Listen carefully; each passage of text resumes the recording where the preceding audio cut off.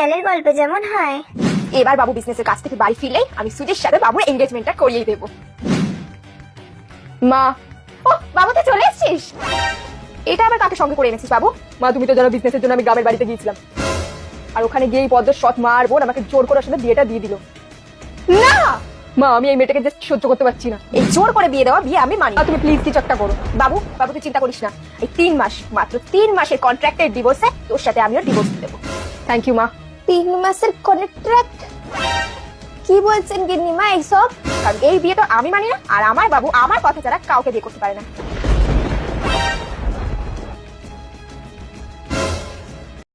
আরে যে পদ্ম না গাদা না চাপা না জবা, তোমাকে বলছি মাত্র 3 মাসের মধ্যে তোমাকে এই বাড়ি থেকে বিদায় করবো, তা না হলে আমি এই বংশের বড় বউ। আমি কি পারবো এই 3 মাসের কন্ট্রাক্টের আগেই এই বাড়ির যোগ্য পুত্রবধূ হয়ে? সিরিয়ালে প্রেগনেন্ট হওয়ার পর যা হয়।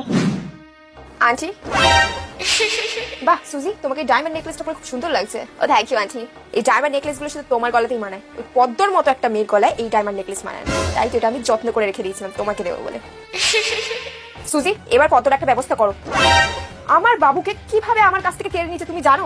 হ্যাঁ আন্টি, তুমি ঠিকই বলেছো। পদ্মটা আগেরবার আমাকে বাড়িতে তাড়িয়ে দিয়ে নিজেকে খুব হিরো মনে করছিল না, এবার আমিও বদলে দেবো। আমি জানি তুমি ঠিক কিছু একটা করে এই পদ্মর কাছ থেকে আমার বাবুটাকে কেড়ে নিতে পারবে। মা, মা একটা খুব খুশির খবর আছে, যেটা শোনার পর তুমি আর নিজেকে আটকে রাখতে পারবে না। তুমি বলবে আরে বাবু কি বলছিস তুই? আরে এসব খুশির খবর রাখ, দেখ কে এসছে তোর সাথে দেখা করার জন্য। সুজি তুই এখানে? হাই রোহন। কর্তা মা, সুজি দিদিমণি এখানে কি করছে বুটে? মা, এত কিছু হওয়ার পরে তুমি সুজিকে এখানে কি করে আনলে? তুই কি বলতে চাইছিস খোকা? সুজির মতো একটা ভালো মেয়েকে আমি বাড়িতে ঢুকতে দেবো না, এটা হতে পারে? সুজি তোর কি একটু বিন্দুমাত্র লজ্জা নেই? হ্যাঁ, তুই এত কিছু হওয়ার পরও এই বাড়িতে কি করে আসিস? রোহন, আমি পুরোপুরি পাল্টে গেছি Rohan. I miss you so much, please তুই আমাকে একটু ট্রাস্ট কর। ও শাট আপ প্লিজ, এইসব কথা বলিস না। আমি পদ্মকে ভালোবাসি, তুই ভালো করেই জানিস। আমার সুজি আমার খোকার ভালো চাই, তাই আমি আমার খোকার জন্য আবার ওকে নিয়ে এসেছি। এখন দিয়ে ওখানেই থাকবে। কর্তামা, আপনি ভালো করেই জানেন যে শহরের দাদাবুরকে ভালোটা চায় আর কি ক্ষতিটা চায়। আছি পদ্ম, আমি আবার খোকার সাথে কথা বলছি, তুমি কথা বলো না এখানে। পদ্ম, পদ্ম প্লিজ, তুমি এই শরীরে এত প্রেশার নিও না। এই শরীরে মানে? মা, এটাই তো বলতে চাইছিলাম যে এই সময় পদ্মর এত প্রেশার নেওয়া উচিত নয়, আর তুমি এখন সুজিকে নিয়ে চলে আসছো। কি বলতে চাইছিস খোকা? মা, পদ্ম প্রেগনেন্ট। মা, কি? হোয়াট? মা, পদ্ম প্রেগনেন্ট। আমাদের বাড়িতে একটা নতুন ছোট্ট লিটল কেউ আসতে চলেছে। সুজি, শুধু তুমি দেখে যাও, এই মেয়েটা ঠিক ঠিক আমার খোকার সাথে কিছু একটা করেছে। Yes aunty, you are right, এই মেয়েটাই কিছু একটা করেছে।